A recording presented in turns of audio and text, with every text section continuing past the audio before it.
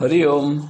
अध्यात्म रामायण अयोध्याकांड सर्ग 8 प्रवचन क्रमांक 43 भरताचे वनप्रस्थान भाग 1. अल्प दिवसांमध्येच राजसभेमध्ये वशिष्ठ मुनी हजर झाले आणि त्या सभेमध्ये अब्रवीद वचनम देशकालोचितमरिंदम वत्स राज्याभिषेक्षामस्त्वामद्य पितृशासनात स्थळकाळाला योग्य असे ठाम मत त्यांनी शत्रूला पीडा देणाऱ्या पराक्रमी भरताला सांगितले.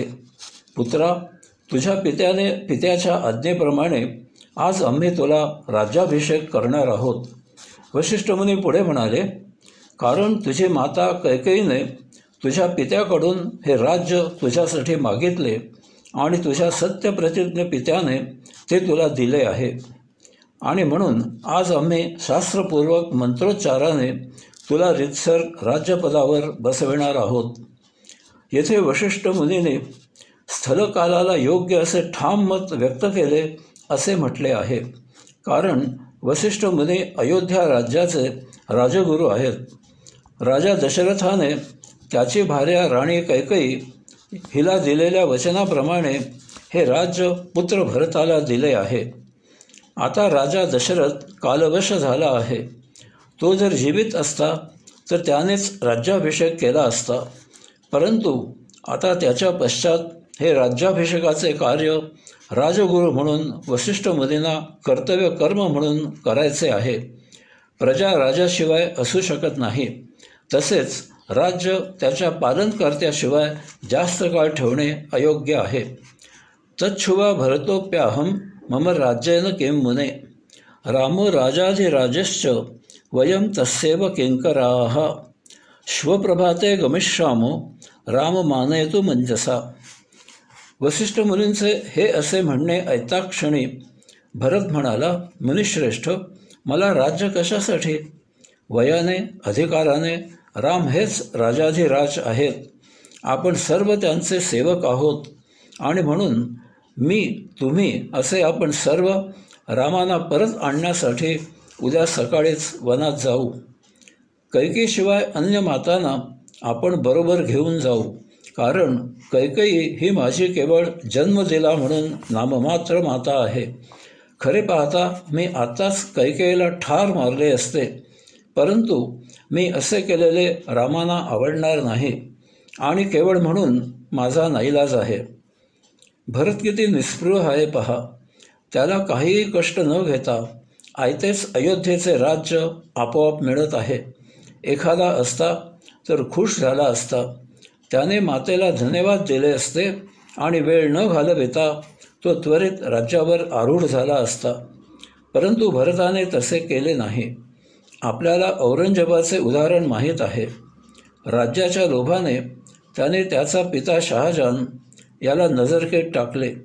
तसेच त्याने त्याच्यापेक्षा मोठे असलेल्या दारा, सुजा, मुरादबक्ष या 3 भावांना अनेक कृष्णकृत्य करून ठार मारले आणि एकट्याने राज्य बळकावले.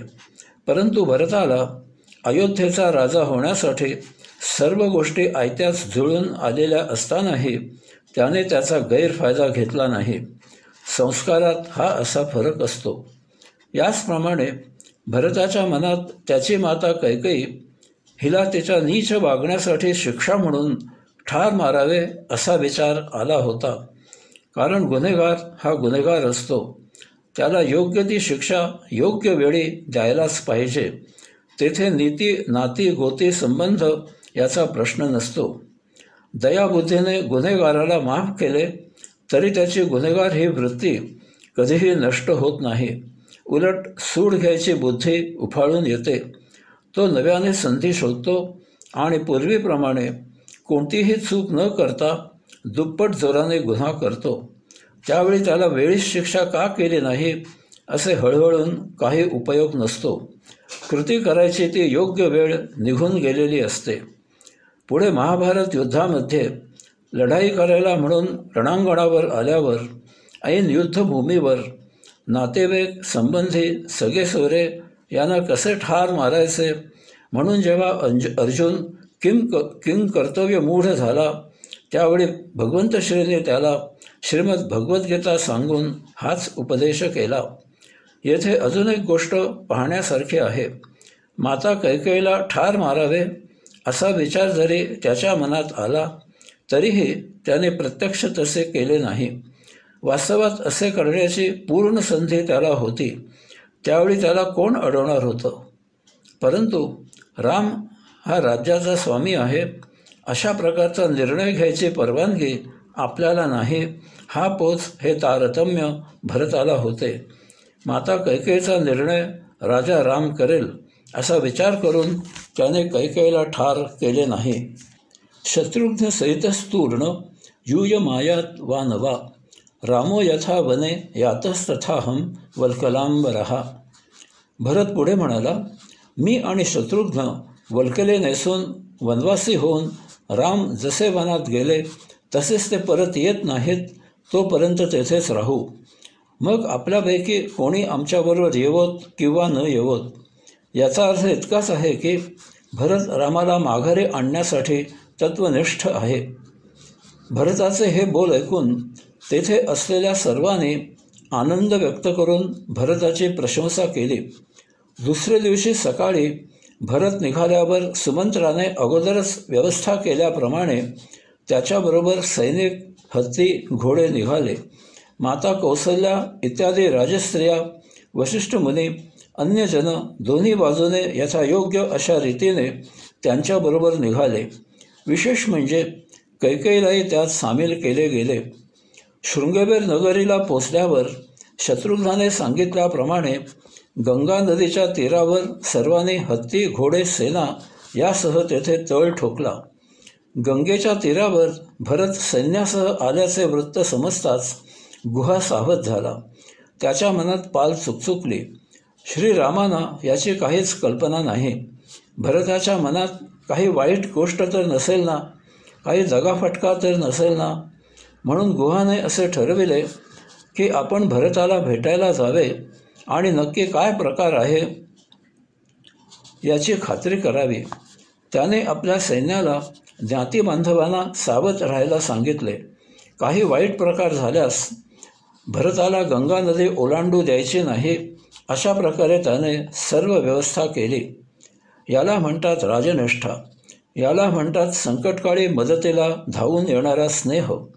रामप्रभू गुहाचे जसे स्वामी आहेत तसेच ते त्याचे स्नेहीसुद्धा आहेत.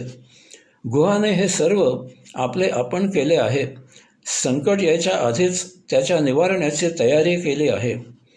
यानंतर गुहा नजराणा घेऊन भरताला भेटायला गेला. भरताला त्याने नजराणा सादर केला आणि पाहतो तर भरत आणि शत्रुघ्न वल्कले नेसलेले आहेत.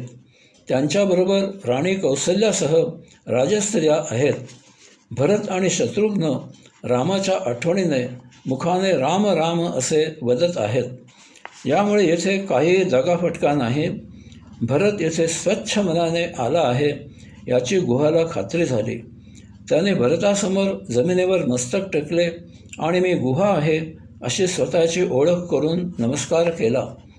भरताने तत्क्षणी गुहाला वर उठवून आलिंगन दिले आणि प्रेमाने त्याचे क्षेमकुशल विचारले. नंतर मित्रत्वाने त्याने गुहाला विचारले, बंधू गुहा, येथे श्रीरामांबरोबर राहिला होतास.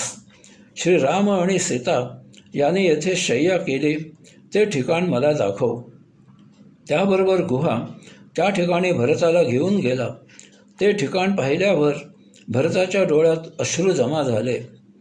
ज्या रामसीता यांनी राजमहाली बिछाण्यावर शय्या करावी ते वनामध्ये अशा कुशगवतावर निद्रा घेत होते हे पाहून त्याच्या पापाच्या राशींप्रमाणे असणाऱ्या कैकेयीच्या पोटी जन्माला आल्याचा धिक्कार वाटला.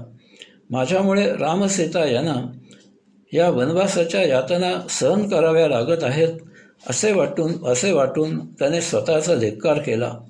तो मनात म्हणाला, रामाबरोबर वनात गेलेल्या लक्ष्मणाचे भाग्य किती थोर आहे. त्याला रामांची सेवा करायला मिळत आहे. मी अशा दासाचा दास म्हणून जरी झालो तरी मी भाग्यवान ठरेल. या योगे माझ्या जीवनाचे सार्थक झाले असे मी समजेन. याला म्हणतात श्रद्धा आणि भक्ती.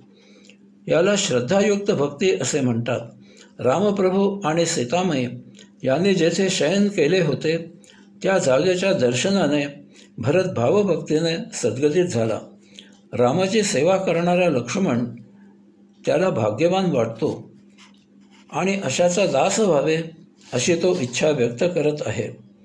भरताने गुहाला विचारले, बंधू, तुला राम कोणीकडे आहेत हे माहीत असेल तर मला सांग. मी त्यांना अयोध्येला परत न्यायला आलो आहे. भरताचे स्वच्छ मन जाणून गुहा म्हणाला, मंदाकिनी नदीच्या जवळील चित्रकूट पर्वतावर श्रीराम, सीता, लक्ष्मण मुनींच्या आश्रमस्थानी राहत आहेत. भरत गुहाला म्हणाला, चल आपण तेथे जाऊ. त्याबरोबर गुहाने आपल्या ज्ञातिबांधवांकडून 500 नौका हजर केल्या. एक नौका तो स्वतः वलवत आला आणि त्यात त्याने भरत, शत्रुघ्न, माता कौसल्या, वशिष्ठ मुनी यांना बसविले. बाकीच्यांना अन्य नावेत बसविले. सर्वजण गंगा नदी झटपट पार करत भरद्वाज मुनींचा आश्रम जेथे होता त्या तीरावर आले. तीरावरच सर्व सैन्य दूर ठेवून भरत शत्रुघ्नसह भरद्वाज मुनींच्या आश्रमाकडे निघाला. हरिओम.